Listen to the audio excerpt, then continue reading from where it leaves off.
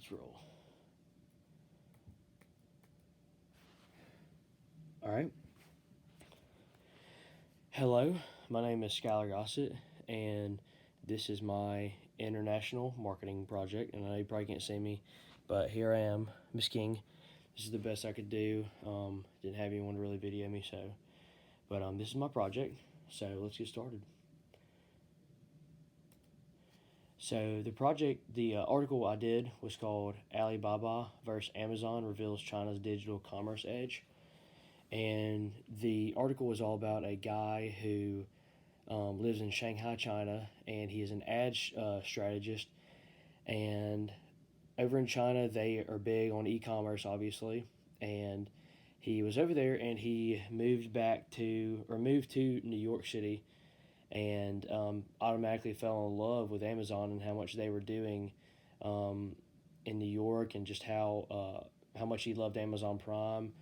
But he talks about a company called Alibaba, and how even though he loves Amazon, how much better their website is with just brand page experience and delivery options and their prices and just a range of different things like payment systems. And over in China, they actually it is actually really hard to get a credit card or debit card, so they use QR codes. And he explains how it is much easier to receive packages, and he receives them within hours. Um, so and he thinks it's so um, shocking to him that the government controls them so much, but a um, they have a company like Alibaba that is so much better than Amazon. When Amazon is obviously our most popular um, online retail like that. It's really the only one we have, and Alibaba isn't even their greatest website they have. They have many different others. So, but let's move on. So obviously, I did China, um, and here's a little bit about the profile of China. It's obviously known as the People's Republic of China. The population is 1.4 billion people. Their major language is Mandarin Chinese. I thought this one was pretty crazy, but the life expectancy is 75 in men and 78 in women. Their president is Xi Jinping. Sorry if I didn't pronounce that right. The capital is obviously Beijing, and obviously the world's most popular country, and they are controlled under a communist country. So the experience I've had with China has not been very much. I have obviously never been, but it's definitely a place that I've always wanted to go to. I've heard it's very beautiful and just a really good experience. But the experience I have had with them is through a Chinese website called AliExpress. I'm sure you've probably heard of it, but it's pretty popular actually in the U.S. But they are a Chinese online website, and I actually ordered a jersey from them. A lot of like college kids get jerseys from them and stuff, and not only was it like very cheap and just not very authentic feeling, it took them a month to get all the way to my house. So I thought that was a little ridiculous, but it is probably goes through a lot of different processes with shipping and stuff. But um, even though it did look very authentic, it did not feel authentic. It looked fake and felt very cheap. So that's my experience with China. And so now we're going to talk about the culture shocks. And for anyone who's lived in the United States most of their life, I think this shocked a lot of people, or will shock a lot of people, that compared to America, China is I guess seems very unorganized with the way they do things. So um, let's talk about a couple. A couple is so instead of using like a toilet, how we go to sit down and we have sitting toilets. They actually have their toilets that are they're essentially squat toilets. So anywhere they go, they're pretty much in the ground, and that's how they use the bathroom. But and then also in China, a big culture shock is with how populous their country is, and how how many people they have over there. Privacy and space really isn't personal space isn't even a big thing over there. And another big one is in the U.S. In the United States, like we surround a lot of our things with time, and that's how efficient we are with time. That's how we go about things. And in China, they're not really worried about time as much as we are. They'll sometimes have meetings and people get in gatherings for hours upon hours and not even really focusing all the time. So I thought that was really surprising. So, but that's the culture shocks. Now we're going to talk about marketing in China. Um, China has a huge online population, and it's actually 751 million. So most of their marketing is actually done through via internet. They don't have as much TV or billboard advertising. Most of it's going to be online. So one of China's big platforms they use for marketing is an app called WeChat, and a lot of people have actually probably heard about this.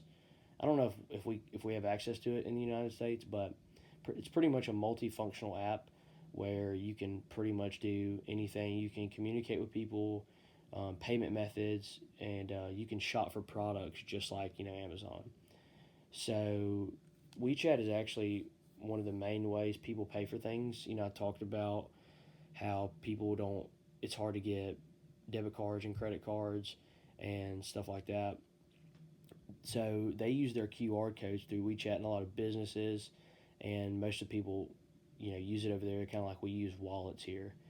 And this app essentially is Instagram, Snapchat, Apple Pay, and Amazon all combined into one central app. So compared to the U.S., we're going to talk a little bit about the marketing in China. So in the United States, when it comes to a certain brand, pretty much we can know anything we want to about the brand. We can go online, we can look up reviews, we can ask people in stores. In China, they don't, when it comes to their consumer and manufacturers, they don't really have a big trust because I think it has a lot to do with how a lot of their internet is blocked and they don't have access to much things as we do. Therefore, they do things a lot more traditionally over there. So if it's a brand that's been around for a long time and is made with certain natural things and something that everyone likes and it's just very traditional, then you're really going to hear only good things about those about their popular brands over there. And then also in China, so I related this really well to Livingston, where I go to school, where we go to school in UWA. So in China, if you live in like a very low income area, you wouldn't have even access to a Walmart because the Walmart is going to be in places such as places where more people have money and there's higher income. But if you go to somewhere like Livingston, who's obviously really low in income, you have access to Walmart about 30 minutes away. But the people in China that live in very low income areas, they pretty much have to deal with their street shops and they don't really have any big time manufacturing corporations in the low income areas. So China's business culture compared to the U.S. and these are some very interesting comparisons between the two. So the first one is decision making and pretty much partnerships with businesses. In America, we all know that time is money. In America, we always hear, you're wasting time, and the faster you can get a deal, the better. And when the deals are made in the United States, we sign contracts. We have to, we have so many different written documents. And in China, it's a little different. They weigh out pros and cons, and they look deeper into business planning, and when they want to make a deal, they look more into it before they make a decision. So they pretty much just weigh out their options a lot. And also in China, they're not really worried about I guess all the legal actions and the signatures and the all the other stuff that we worry about when we decide to make a business plan. So they essentially just shake hands. No papers are signed, or they don't really talk about liabilities or law issues. They're actually supposed to know that, and that's just kind of like a just a rule over there. So Another thing is mixing business with personal life. So when talking about business, the Chinese, they value personal relationships more than making a deal. You know, they would rather know a lot about the person before they make a deal. Um, Whereas in the U.S., you know, we're just going to get to business. If it's all about a good deal, if we're going to make money off of it, we don't really care about the other person. We just, you know, if we can get a good deal out of it, it doesn't really matter who we're making that deal with. So the Chinese, they tend to, you know, talk about people's personal lives and ask personal questions before they decide to if they want to do business or not.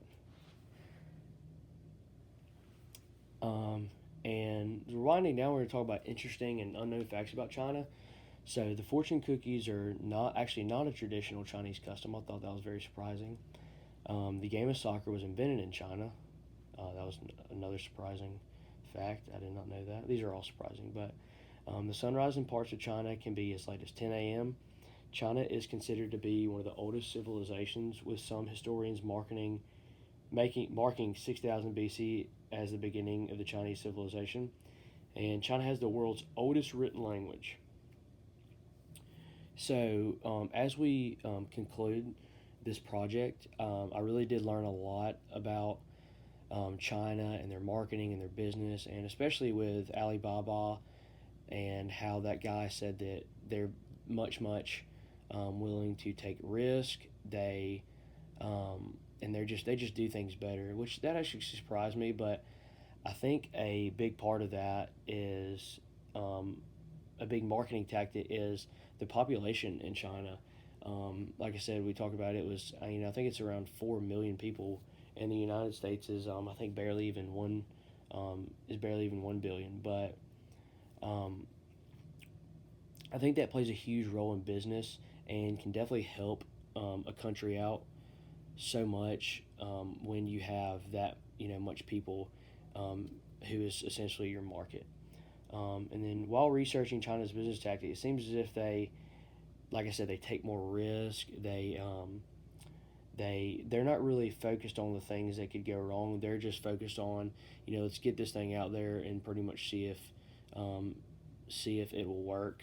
And like I said, there's so many people, so they have so many people to market to, and if something doesn't work, they have another business coming along and coming out with something new. So I think to give some information or some what am I trying to say? To give some tips to a business would probably be to Amazon, and it would be, like I said, to take more risk, to make your platform bigger, I guess, kind of like Alibaba was, and just don't be afraid to, I guess, fail, and don't be afraid. Don't look at the negatives of your market. So, I'm Skylar Gossett, and that is all.